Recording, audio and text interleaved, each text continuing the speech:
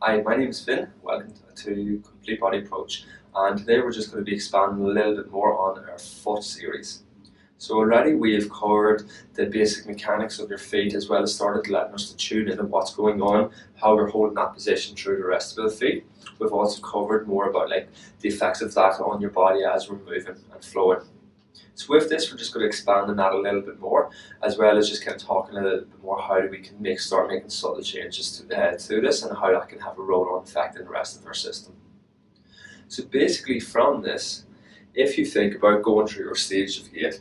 when I'm walking, when my heel hits the ground in that strike phase, and then as we start working through suspension, transition, and start working through until we've got that on the other side, and coming back onto that right side. As we're working from that initial heel strike to the second heel strike on the same foot,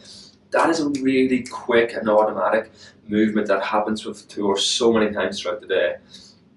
With this, if there's certain things that are going off, if your foot's not pronating or supinating through certain things, if your pelvis isn't moving certain ways as you're going through that phase, it's really hard and can be really draining trying to think about how you change and adapt this.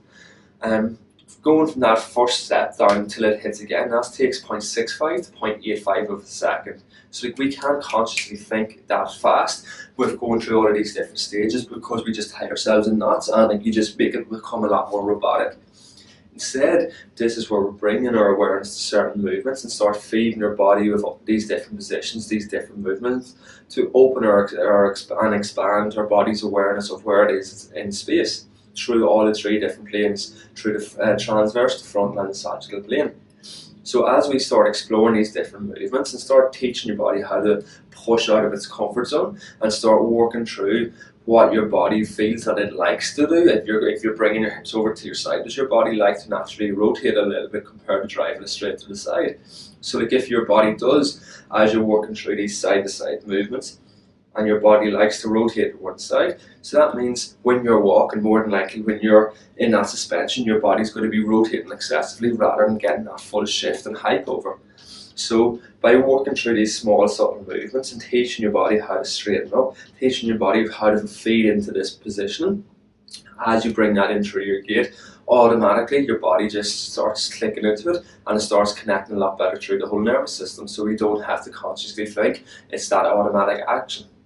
It's the same as the last video. As we're standing in that static posture, if we're holding ourselves with that 25% in each of them 4 quarters, that's teaching the body how to get everything switched on and lined up, compared to if we're hanging out in these sort of positions.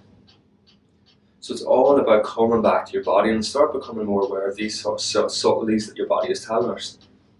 A great one when I'm working with clients, as we're starting to work through certain movements, like if they're struggling to get movements through the pelvis, if they're struggling to get that pelvic tilt through here,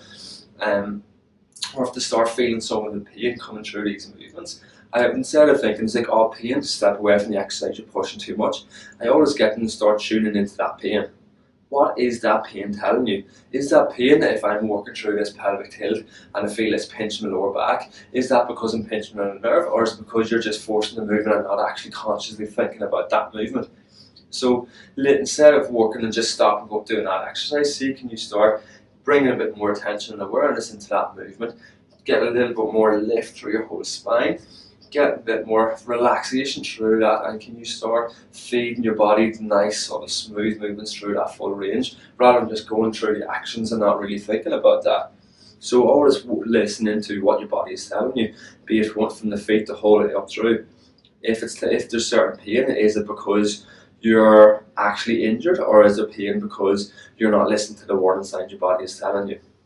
This is really key as we start expanding and exploring more movements and start bringing this into all different aspects of our life.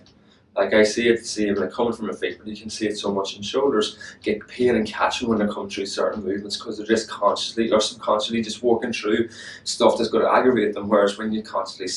work through and teach the body how to work through these here movements, teach them muscles how to get that lengthening and contraction, how to get that flow through it, the body will just start finding that center, and the body will start lighting up and connecting a lot more. If you have any questions on any of this here, or if you're experiencing any problems with it, please hit me up, send me a message, and I'd love to help out. Thank you.